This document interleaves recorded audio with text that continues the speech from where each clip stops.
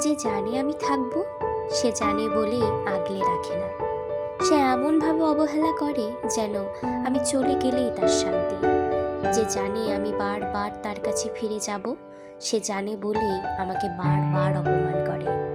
ভালোবেসে সম্মান কখনো করে না। যে জানে আমি থাকতে পারবো না তাকে ছাড়া, সে জানে বলেই অবজ্ঞা অবহেলা শুরু করে দেয়।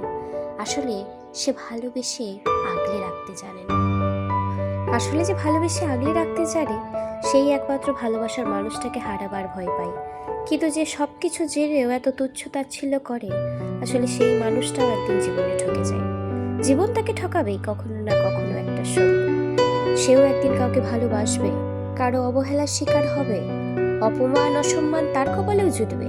সেও একদিন বুঝবে সে জীবনে কতটা অন্যায় করেছিল। বিশ্বাস করুন, যাদের জন্য আপনারা এত স্যাক্রিফাইস করছেন, এত অপমান সহ্য করে যাচ্ছেন, আসলে সেই মানুষটা আপনার ভালোবাসা পাওয়ার যোগ্যই না।